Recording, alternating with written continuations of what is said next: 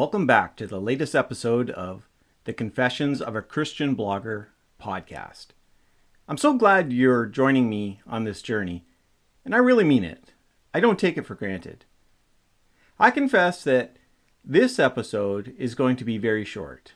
In fact, that's part of the message that I want to communicate to you in this episode. We are in the midst of a family emergency right now, as someone in my immediate family is having a sudden and severe health crisis. I'm not going to go into details, but this is something that has radically changed my schedule and my rhythm. More than that, it's left me emotionally and physically exhausted. And we're just 24 hours or so from when it first began. I don't have much to give, either in time or in energy. You might be thinking, so why am I putting together this episode? Just skip a week. No big deal. And you'd be right. Family and health are far more important than content creation. I'm sure that my blogging will be deeply affected, not just this week, but in the weeks to come. And that's okay.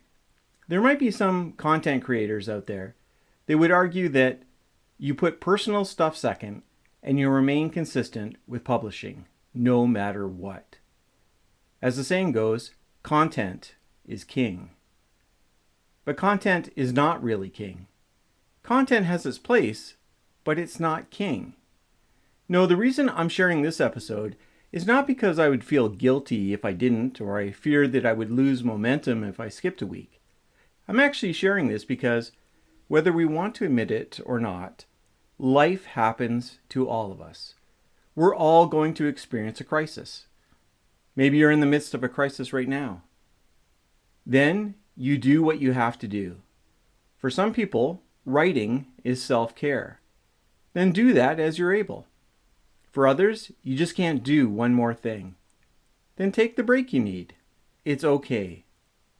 I'm not sure what next week will bring for me and my family, but I want you to remember that bad things happen and you have to pivot with those circumstances.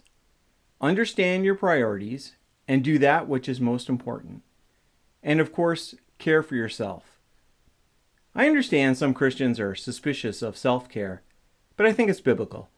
Jesus, after a major event, went off by himself as self-care. If Jesus could do that, so can we. Thanks again for your support of the Confessions of a Christian Blogger podcast. My homework for this week is this: take care of yourself and have some grace for yourself when you have nothing more to give.